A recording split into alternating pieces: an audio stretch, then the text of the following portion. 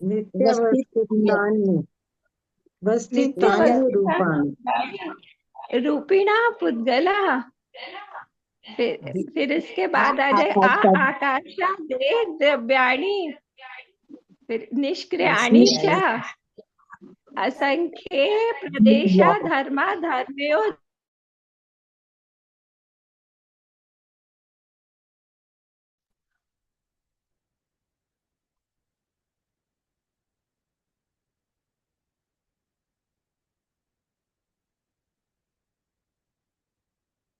मंगलाचरण। नमो अरिहंताणं, नमो सिद्धाणं, नमो आयरियाणं, नमो उवधायाणं, नमो लोये सवसाहुणम्। मोक्ष मार्गस्य नेतारं, वेतारं कर्मभूभृतां, ज्ञातारं विश्वतत्त्वानां, वन्दे तद्गुणलब्धये। तत्वार्थ सूत्र जी महान ग्रंथ है हमारे समक्ष। पंचम अध्याय अजीव तत्व संबंधी निरूपण ये हमारा चल रहा है, जिसमें हमने अभी बहुत सारी चर्चाएं की है, लेकिन अभी जो लेटेस्ट चर्चा की है वह उपकार के संबंध में की है। किस द्रव्य का किस द्रव्य के प्रति कौन सा उपकार रहता है, कौन सा द्रव्य किसके किसके लिए उपकार करता है, ये सारी चर्चा हमने की है अभी। तो सूत्र नंबर 17, 18, 19, 20, 21 और 22, ये 6 सूत्र, ये सब उपकार के संबंध में सारे सूत्र हैं। तो उपकार संबंधित सूत्र यदि किसी को याद है तो वह हैंड रेस कीजिए।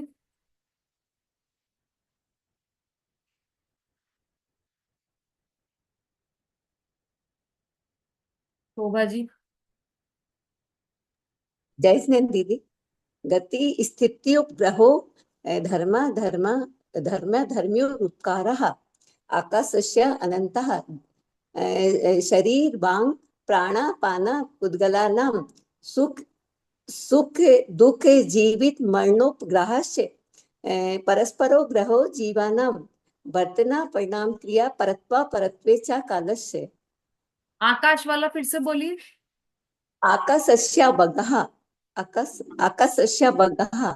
हाँ, आकाशस्यावगाह, बिल्कुल सही, बहुत अच्छा। हाँ, और कोई?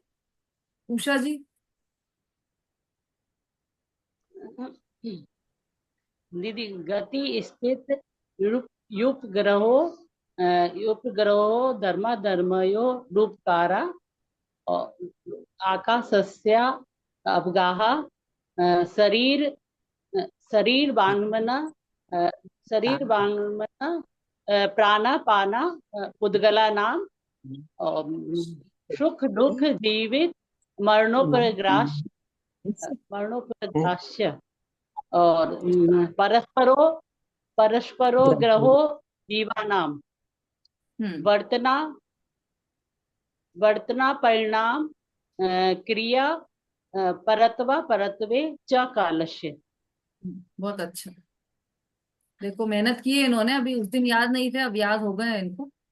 तो ये जो छुट्टियां मिली है ना उसमें याद किया है इन्होंने। चलिए, बाकी तो सबको याद होंगे, मुझे ऐसा विश्वास है, सुन भी लिए हैं आप लोगों से पहले भी।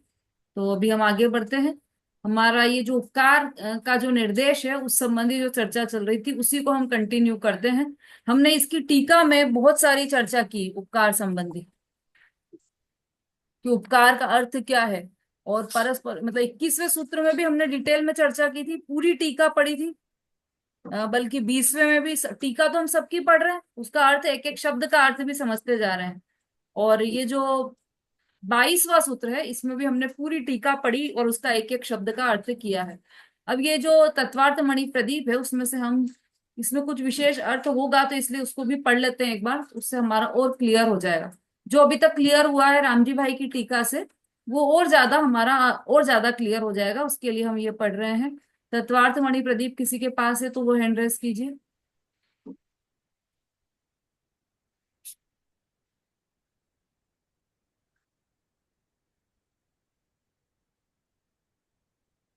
मंजू जी। जजमें दीदी। हाँ, पेज नंबर 212। जी दीदी, 212। ये पढ़िए। स्वयं चलते हुए जीव और पुद्गलों के गमन में निमित्त होना धर्म द्रव्य का उपकार है, तथा गमन पूर्वक स्थिति में ठहरने में निमित्त होना अधर्म धर्म का उपकार है। सभी द्रव्यों को अवकाश देना, रहने का स्थान देना, सभी द्रव्यों के अवगाहन में निमित्त होना आकाश का उपकार है। शरीर, वचन, मन और श्वासोश्वास में निमित्त होना जीवों के प्रति पुद्गलों का उपकार है। इसी प्रकार सुख दुख और जीवन मरण में निमित्त होना पुद्गलों का जीवों के प्रति उपकार है। लौकिक अनुकूलता प्रतिकूलता में परस्पर में निमित्त होना यह जीवों का परस्पर उपकार है। वर्तना, परिणाम, क्रिया, परत्व और अपरत्व में निमित्त होना ये काल द्रव्य का सभी द्रव्यों के प्रति उपकार है। यद्यपि लोक में मुख्य रूप से उपकार शब्द का अर्थ भलाई करना ही माना जाता है, तथापि यहाँ इस प्रकरण में उपकार शब्द का अर्थ भलाई करना नहीं है, क्योंकि यहाँ सुख के साथ दुख देने को और जीवन के साथ मरण को भी उपकारों में गिनाया गया है। जीवों के प्रति पुद्गल के उपकार गिनाते हुए मूल सूत्र में अत्यंत स्पष्ट शब्दों में लिखा गया है कि शरीर, वचन, मन तथा श्वासोश्वास पुद्गल द्रव्य के उपकार हैं। साथ में सुख दुख और जीवन मरण भी जीवों के प्रति पुद्गल के उपकार हैं। अब आप ही बताइए कि दुख देने और मृत्यु प्राप्त कराने को भलाई कैसे माना जा सकता है। शरीर पौद्गलिक है। शरीर का सहयोग जीव के प्रति पुद्गल का उपकार है। शरीर तो हमारे लिए जेल है, बंधन है। कार्बन शरीर तो बंधन है ही, औदारिक आदि शरीर भी बंधन ही है। बस कहा भी है। इतना हम समझ लेते हैं। देखो, सबसे पहले तो ये जो उपग्रह उपकार संबंधी सूत्र है ना, ये अच्छे है। तो इसमें उपकार शब्द का अर्थ यदि हमने गलत ले लिया, पूरे सूत्र का ये अर्थ गलत समझ में आएगा हमें। उपकार का शब्द का अर्थ यहाँ पर भलाई करना नहीं है, यहाँ तो केवल निमित्त मात्र। ये बार बार वहां पर भी स्पष्ट किया था। यद्यपि लोक में मुख्य रूप से उपकार शब्द का अर्थ भलाई करना माना जाता है, तथापि यहाँ इस प्रकरण में उपकार शब्द का अर्थ भलाई करना नहीं है। अब क्यों नहीं है, अपने मन से निकाल लिया। आचार्य उमा स्वामी ने तो सूत्र लिख दिया और उसमें लिख दिया परस्परोपग्रहो जीवानाम। अब उसका अर्थ क्या है वो तो टीका है, तो ये तो सोनगढ़ से निकली है। राम जी भाई तो सोनगढ़ के हैं, तो सोनगढ़ियों ने जैसा कह दिया वैसा हम मान लें क्या? कि नहीं, वैसा मानने की आवश्यकता नहीं है। परीक्षा कीजिए, क्योंकि सूत्र में यहाँ लिखा है परस्परोपग्रहो जीवानाम, लेकिन उसके ऊपर के सूत्र में लिखा है सुख दुख जीवित मरणोपग्रहाश्च। मतलब यहाँ पर सुख के साथ दुख देना और जीवन के साथ मरण, ये भी उपकार में गिनाया। जबकि दुख दुख दुख उपकार नहीं है। कोई किसी को दुख दे तो वो ऐसा ऐसा बोलता है क्या कि आपका बहुत उपकार है, आपने हमें दुख दिया? या किसी को कोई मार दे तो वो उपकार मानने लग जाए, ऐसा नहीं होता। तो इसलिए दुख और मरण भी लिया है, सुख और सुख के साथ दुख, जीवन के साथ मरण भी लिया। इसका अर्थ ये है कि यहाँ पर उपकार शब्द का अर्थ भला करना नहीं है। जीवों के प्रति पुद्गल के उपकार गिनाते हुए मूल सूत्र में अत्यंत, अब मूल सूत्र की बात कर रहे हैं, टीका की बात नहीं कर रहे हैं। मूल सूत्र में आचार्य उमा स्वामी ने क्या लिखा है? शरीर वांग मनः प्राणापानः पुद्गला नाम। शरीर वचन मन और श्वासोच्छ्वास ये पुद्गल द्रव्य के उपकार है। मूल सूत्र में आया ना, इसमें तो सोनगढ़ियों की मिलावट नहीं है ना कुछ भी। ये तो क्लियर है ना कि मूल सूत्र में ऐसा लिखा है। तो उसमें साथ में सुख दुख और जीवन मरण भी जीवों के प्रति पुद्गल के उपकार है, ऐसा भी लिखा।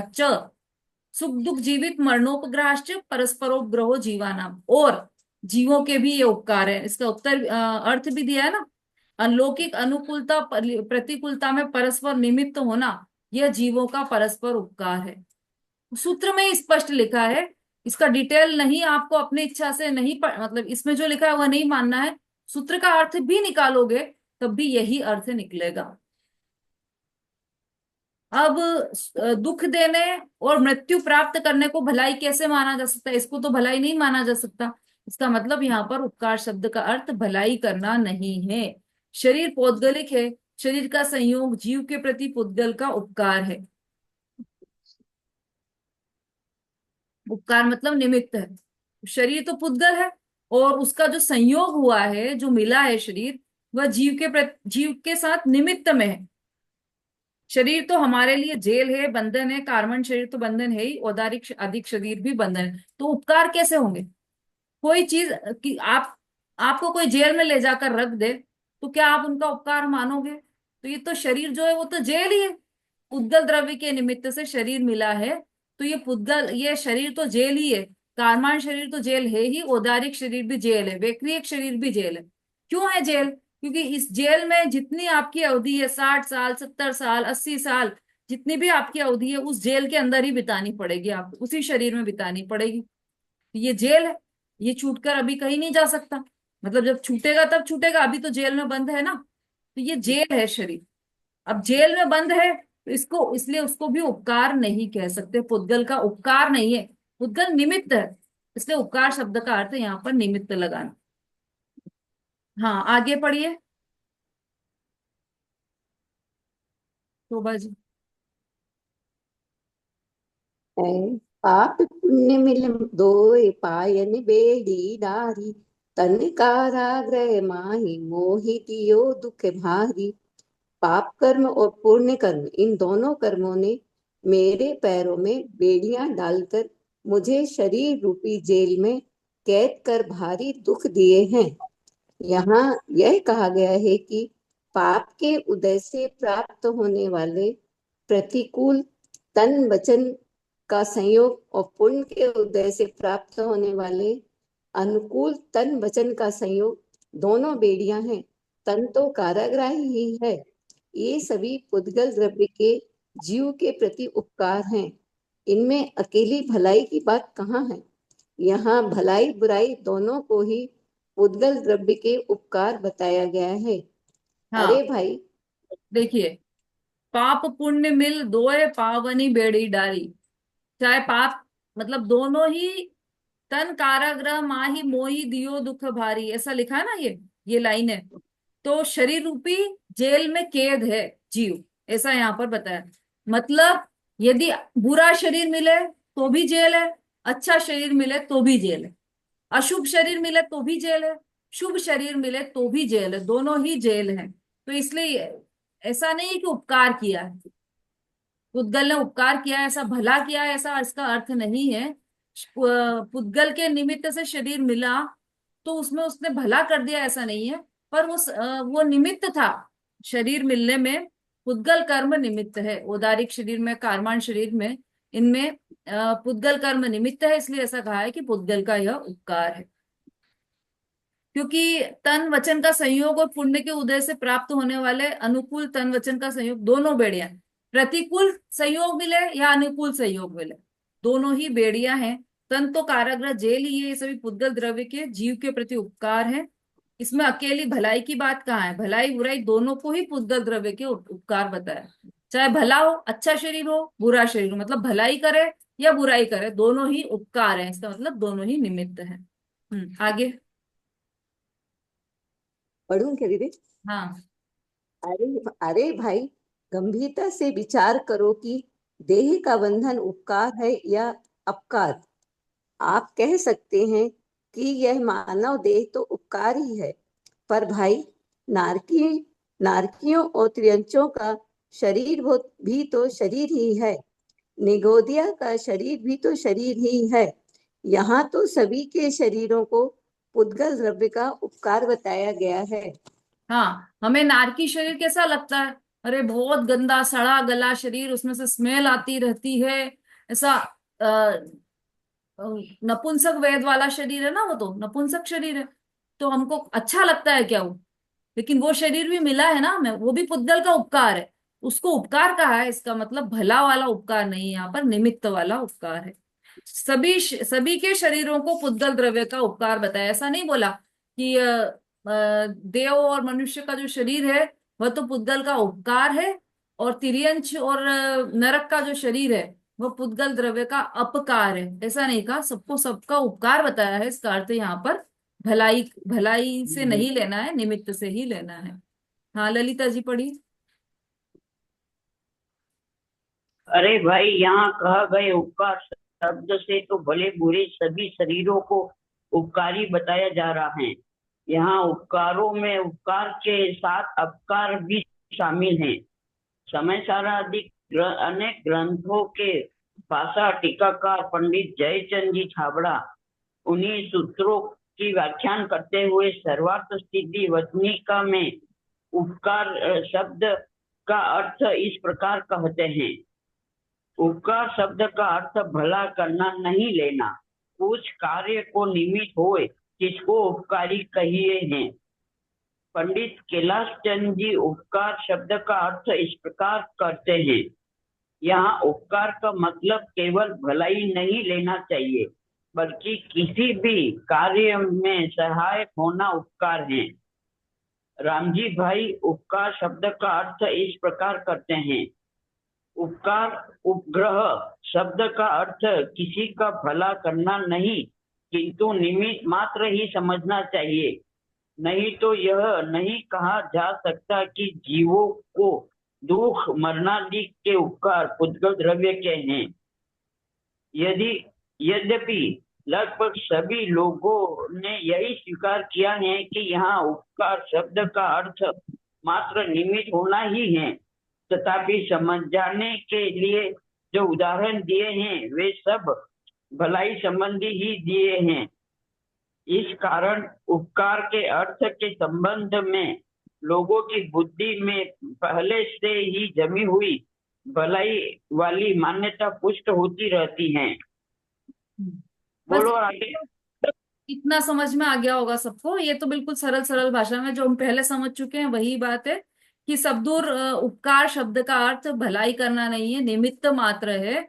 यही समझना चाहिए। इन 6 सूत्रों में जो उपकार शब्द आया है उन हर जगह पर उपकार शब्द का अर्थ निमित्त मात्र ही समझना चाहिए। और जो मेन सूत्र है 21 नंबर का, परस्परोपग्रहो जीवानाम, सबसे ज्यादा गड़बड़ हम उसी में करते हैं। हमको लगता है कि एक दूसरे का उपकार करना चाहिए। कोई बीमार है तो उसकी सेवा कर देना चाहिए, कोई गरीब है तो उसको पैसे दे देना चाहिए, एक दूसरे की सेवा करना। देखो वहां पर भी परोपकार, परोपकार को ही। हाँ भाई अनीता जैन जी, ये तत्वार्थ मणि प्रदीप में से ले रहे हैं हम। तो हर जगह पर परोपकार को ही धर्म माना गया है। ऐसे ही जैन धर्म में भी परोपकार को ही धर्म माना है, ऐसा नहीं है। यहाँ पर परोपग्रहो जीवन, इसका रेफरेंस दे देते हैं सब लोग कि देखो जैन धर्म में भी परोपकार को धर्म कहा है, तो वहां पर भी सूत्र नंबर 21 में परस्परोपग्रहो जीवानाम ऐसा कहा है, मतलब एक दूसरे का उपकार करते रहना चाहिए, ऐसा अर्थ निकालते हैं लोग। लेकिन वास्तव में वहां पर उपकार का अर्थ निमित्त मात्र है। सब एक दूसरे के निमित्त होते हैं, ये है। कोई किसी का कुछ सुधार बिगाड़ कर नहीं सकता, कोई किसी की सेवा नहीं कर सकता, कोई किसी को पैसे नहीं दे सकता, कोई किसी की हेल्प नहीं कर सकता, ये पक्की बात है। पर निमित्त होते हैं, जैसे चलने में धर्म द्रव्य निमित्त है, ऐसे ही सब निमित्त हो सकते हैं। एक दूसरे के सुख दुख में, जीवन मरण में निमित्त होते हैं। और वो निमित्त क्या होता है? तो निमित्त तो सहज उपस्थित होता है। कोई कार्य होगा तो निमित्त अपने आप उपस्थित होगा, उसको इकट्ठा नहीं करना पड़ता, उसको जुटाना नहीं पड़ता। ये सब बात हम पहले ही पढ़ चुके हैं। तो अब मेरे ख्याल से ये परस्परोग्रहो जीवानाम, इस सूत्र का अर्थ बहुत अच्छी तरह से आप सबको समझ में आ गया होगा, मुझे ऐसा लगता है। ठीक है नंदिता जी, समझ में आ रही है बात? जय जिनेन्द्र, मेरी लास्ट क्लासेस मिस हो गई हैं, तो मैं वो सुन लूंगी वापस से वीडियो पर, मैं देख हाँ, लूंगी। ये इम्पोर्टेंट क्लासेस हैं, जरूर सुन लेना आप, क्योंकि ये हाँ, गड़बड़ सबसे ज्यादा यहीं पर होती है। सबसे ज्यादा हाँ, गड़बड़ हमारी यही होती है कि हम निमित्त को कर्ता मान लेते हैं, जबकि निमित्त तो उपस्थित होता है। कितने सारे उदाहरण अपन ने उस दिन भी क्लास में दिए थे कि जब कार्य होना होता है तो निमित्त आसमान से भी उतरकर खड़े हो जाते हैं। कार्य होना होता है तो निमित्त जुटाने नहीं पड़ते, इकट्ठे नहीं करना पड़ते, निमित्त तो सहज रूप से उपस्थित हो जाते हैं। तो ये मतलब इसके कारण मुझे मेरा ये कार्य हो गया, ऐसा नहीं होता है। कार्य तो होना ही था, और उस समय उसको उपस्थित होना ही था, इसलिए ये कार्य हुआ है। इसलिए और वो निमित्त रूप में ऐसा कहा जा सकता है, लेकिन वह कार्य का कर्ता नहीं है। चलिए। हाँ, मुझे बहुत दिनों बाद दिखे थे ना अनंता जी आप, इसलिए मम्मी भी नहीं आ रही क्या? मम्मी भी बाहर गई हुई, उज्जैन शादी में गई हुई थी, मैं मामा जी के यहाँ शादी थी, तो वो वहां पे अब कल ही आई हूँ। अच्छा अच्छा। मम्मी भी वहीं गए हुए थे। ठीक है ठीक है। चलिए। हाँ अनुज जी भाई साहब, जो जिनको रुचि हो ना तो ये चर्चा अच्छी लगती है, उनका लिख कर आ रहा है कि बहुत सुंदर चर्चा है। वास्तव में चर्चा बहुत ही सुंदर है। निमित्त उपादान की चर्चा, हम अनादि से इसमें ही उलझे हुए हैं, निमित्त को ही कर्ता मानते हैं हम। सबसे बड़ी भूल है हमारे जीवन की, उस भूल को यहाँ पर निकाला है, और इसी सूत्र में निकाला है परस्परोग्रहो जीवानाम, जो सूत्र सबसे ज्यादा फेमस है इसलिए कि इस बात के लिए कि जीव जीव का उपकार करता है, और यहाँ पर बिल्कुल उसका उल्टा अर्थ बताया है। वास्तव में तो जीव जीव का उपकार कर ही नहीं सकता, उसका जब होना होगा। क्या आदिनाथ भगवान महावीर भगवान का उपकार नहीं करना चाहते थे क्या? है ना? और महावीर भगवान स्वयं का उपकार नहीं करना चाहते थे क्या? लेकिन वहां पर वो उपकार उन्होंने दिव्य ध्वनि को भी उल्टे रूप में ग्रहण किया, 363 पाखंड के मत चलाए, और इससे ज्यादा बड़ा निमित्त क्या मिलेगा किसी को? इसका मतलब ये हुआ कि कार्य जब होना होता है तो वो तो निकृष्ट पर्याय में भी हो गया। बहुत अच्छा उदाहरण है ये महावीर भगवान का, कि उनको वहां समूह शरण में बैठकर सम्यक प्राप्त नहीं हुआ, जब वो बिल्कुल अच्छी सबसे उत्कृष्ट पर्याय, मनुष्य पर्याय, और उसमें भी आदिनाथ के पोते के रूप में वहां पर विराजमान है समूह शरण जैसी जगह में, वहां तो नहीं हुआ। और जंगल में जहाँ चारों तरफ मारो काटो मच रहा है, सब पशु इधर से उधर भाग रहे हैं, निकृष्ट पर्याय तिर्यंच की पर्याय में उत्पन्न हुए, वहां पर सम्यक दर्शन हो गए। तीर्थंकर की और निमित्त से कार्य होता होता तो तीर्थंकर की दिव्य ध्वनि से बड़ा निमित्त और क्या होगा? लेकिन वहां पर वो निमित्त उनके काम का नहीं रहा।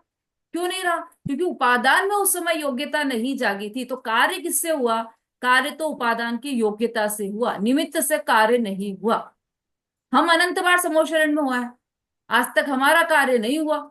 जब होना होगा तब होगा, तो उस समय जब होना होगा, जब जब होगा, तब उस समय जो निमित्त होगा वह निमित्त कहने में आएगा कि ये निमित्त बने हमारे कार्य में। जब हमें सम्यक दर्शन हुआ तो इन गुरु के उपदेश से हमें ये सम्यक दर्शन हुआ, वो निमित्त हमारे लिए कार्यकारी होगा।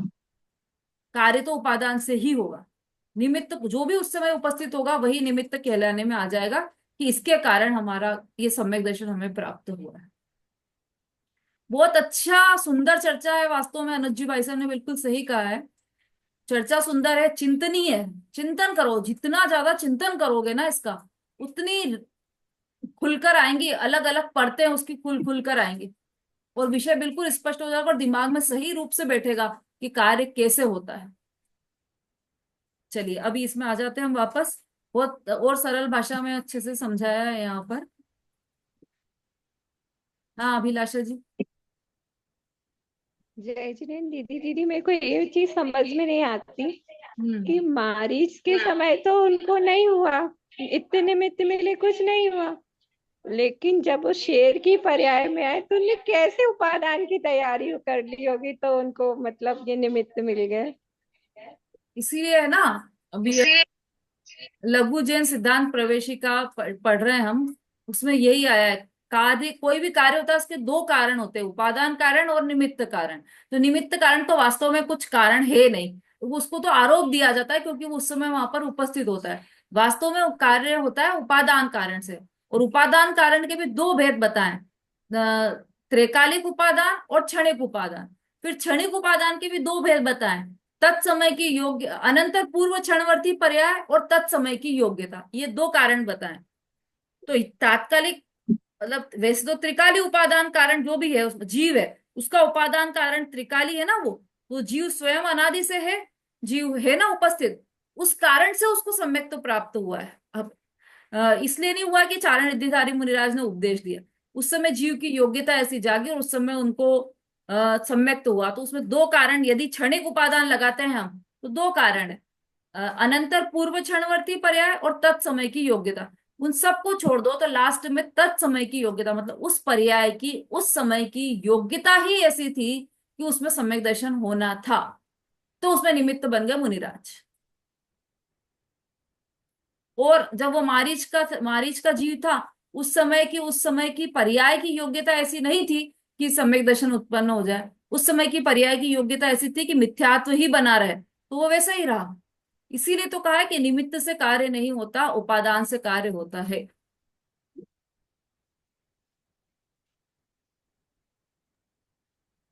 अब समझ में आया। मैं बहुत दिन से यही सोचती थी कि कैसे उनने उपादान की तैयारी कर ली होगी, समझ में ही नहीं आ रहा था हमको। उपादान यही सब। उपादान तो तैयार ही है। उपादान तो हमेशा तैयार है, तैयारी नहीं करना है उपादान की, उपादान तो उपस्थित है हमेशा। सोने में से चूड़ी बनना है तो उपादान तो उपस्थित है, स्वर्ण तो उपस्थित है, हमेशा ही उपस्थित है। पर उसकी जो तत्समय की योग्यता है, वो जब जागेगी कि सोना तो पड़ा हुआ, बिस्किट पड़ा हुआ है हमारे यहाँ सोने का, हमको तो इसकी चूड़ी बनाना है, अब हम कल ही जाते हैं हम, और कल ही हमने ऐसा विचार प्लान कर लिया, कल जाएंगे हम और इसकी चूड़ी बनवाएंगे। अब प्लान किया, अब कल कुछ काम आ गया तो वो निकल गया टाइम। फिर ट्यूसडे आ गया, मार्केट बंद है, नहीं अभी नहीं जा सकते। फिर मेहमान आ गए घर में, नहीं जा सकते। साल भर निकल गया। तो आपने सोचा तो ये था कि मैं कल ही बनवा लूंगी चूड़ी, लेकिन कब बना? जब उसकी योग्यता थी, उस स्वर्ण में ऐसी योग्यता थी कि आज इसमें चूड़ी बनने की योग्यता है, उसी समय बनेगी। इसका मतलब कार्य उपादान से हुआ, निमित्त से नहीं हुआ। निमित्त तो उपस्थित है, सुनार भी उपस्थित था, ले जाने वाले भी उपस्थित थे, सब थे, पर नहीं हुआ। जब होना था तब होगा। इसका एक बहुत अच्छा उदाहरण वो भी आता है गौतम गंधर का। महावीर भगवान की दिव्य ध्वनि 66 दिन बाद ही क्यों की? 66 दिन तक इंद्र को विकल्प क्यों नहीं आया? इंद्र को विकल्प क्यों नहीं आया कि मैं जाऊं और उससे इंद्रभूति गौतम से बोलूं कि चलो उसका परिवर्तन, क्योंकि उस गंधर तो उसी को बनना था, है ना? समझ में आ रहा है जो मैं कहना चाह रही हूँ, है ना? तो मतलब वो 66 दिन बाद ही उसको विकल्प आया। इंद्र को विकल्प भी कब आया?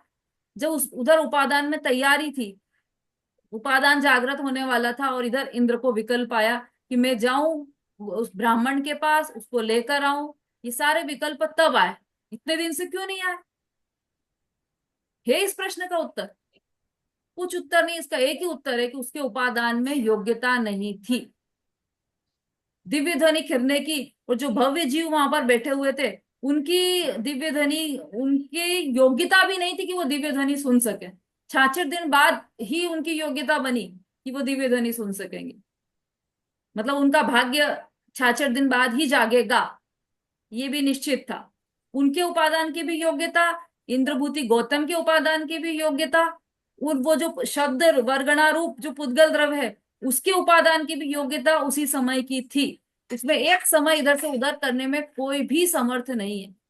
इंद्र, नरेंद्र, धर्मेंद्र, यहाँ तक कि स्वयं जिनेन्द्र भी उतर कर आ जाए तो वो एक समय की पर्याय को इधर से उधर नहीं कर सकते। क्यों? क्योंकि उसमें उपादान में जब योग्यता होगी तभी वह कार्य होगा। समझाने से समझ में नहीं आता, समझने से समझ में आता है, ऐसा बोलते हैं ना हम बार बार। तो आदिनाथ भगवान ने क्या समझाने में कमी रखी होगी मारीच के जीव को? दिव्य ध्वनि में तो सब कुछ आ गया, तो कुछ भी कमी नहीं थी समझाने में, लेकिन उसको जब समझ में आना था तभी समझ में आया।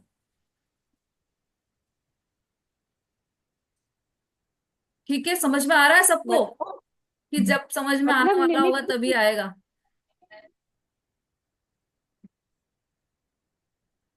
मतलब निमित्त का कोई रोल नहीं है।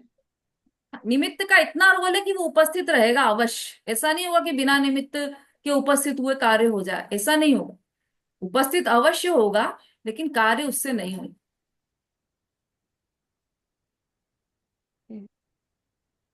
हाँ दीदी, मेरे को एक सवाल पूछना था ये हाँ कि अपन ये भी तो कहते हैं ना कि कोई भी कार्य के होने में जो 5 समवाय होते हैं उनके पांचों की उपस्थिति में ही कार्य होता हाँ। है ना? कौन से 5 समवाय सेम में? है। 5 समवाय में ये होता है ना, मेरे को पूरे नाम तो नहीं आ रहा। एक तो आता है काल अवधि, एक निमित्त, और एक पुरुषार्थ, और एक उपादान का मतलब उपादान, और एक और कुछ है, मेरे को नाम याद नहीं आ रहा, बस मैंने स्वभाव है, प्रवचन में मतलब उत्पादन। सुना है।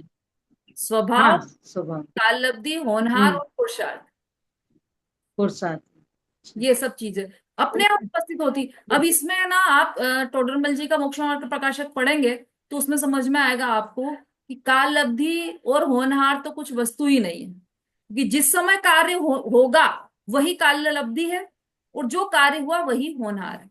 तो इसलिए ये तो कोई वस्तु ही नहीं बची। बचा क्या? स्वभाव तो हमेशा उपस्थित है। स्वभाव, निमित्त, काल अवधि, होनहार और पुरुषार्थ। तो निमित्त, पुरुषार्थ। निमित्त भी अपने आप आकर जुट जाएंगे। निमित्त आपको ढूंढने नहीं जाना पड़ेगा, अपने आप आएंगे। आप कोई भी कार्य हो रहा होगा तो निमित्त अपने आप आएंगे, है ना। और क्या बचा फिर? पुरुषार्थ। एक पुरुषार्थ ही पुरुषार्थ। बचा करने योग्य कार्य। तो आपको तो सिर्फ पुरुषार्थ करना है, बाकी सब कार्य अपने आप चारों पांचों समवाय इकट्ठे हो जाएंगे। आपके हाथ में तो सिर्फ वो पुरुषार्थ है। वो जो सम्मेद शिखर में गोष्ठी हुई थी ना, सम्मेद शिखर जी जो हम्म। शिविर लगा था उसमें जो गोष्ठी हुई थी, उसमें इसी विषय पर चर्चा की थी। मेरा विषय यही था। तो उसमें यही था कि पुरुषार्थ ही मतलब पुरुषार्थ ही एक कार्यकारी है। उसका पूरा डिटेल में वहां पर बताया था। वो वीडियो पड़ी हुई है हम्म। यूट्यूब पर, आप चाहें तो वहां से भी सुन सकते हैं। ठीक है। हाँ, और किसी का भी कोई ठीक है। प्रश्न है क्या? क्या हैंड रेस तो बहुत सारे हैं। मनी जी बोलिए।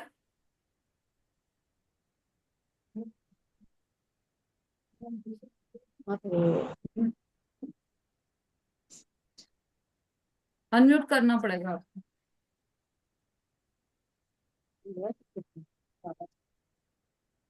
जय जिनेन्द्र दीदी। दीदी हम तो ये पूछना चाह रहे थे कि जो आपने स्वभाव बोला है ना, वो स्वभाव तो हमने पढ़ा ही नहीं, हमने तो भवितव्यता पढ़ी है उसमें। कालब्धि, होनहार, भवितव्यता, निमित्त, हाँ, ये पढ़े। का- स्वभाव, स्वभाव का मतलब स्वभाव और भवितव्यता एक ही होती है क्या? काल अवधि, निमित्त। फिर से बोलिए। काल अवधि, निमित्त, होनहार, भवितव्य। कालब्धि, हाँ, कालब्धि, निमित्त, होनहार, भवितव्यता और पुरुषार्थ। हाँ, भवितव्यता आप स्वभाव को भी कह सकते हैं। मतलब वास्तव में तो भवितव्यता ही उसका सही शब्द है। वही भवितव्यता, मतलब अच्छा। इसका जो होना है, होने योग्य भवितव्यता, वही उसका सही शब्द है। स्वभाव तो हर ठीक वस्तु है। में पड़ा है। ये सब ठीक है। समवाय मिलेंगे तब कार्य होगा। ऐसा अब क्या करें? समवाय मिलेंगे तब कार्य होगा, तो पहले समवाय को मिलाएं फिर कार्य होगा। कि नहीं, आप तो कार्य करो, समवाय अपने आप मिल जाएंगे। तो आपके हाथ में तो केवल पुरुषार्थ ही बचा है। नमिता जी। जय जैन दीदी।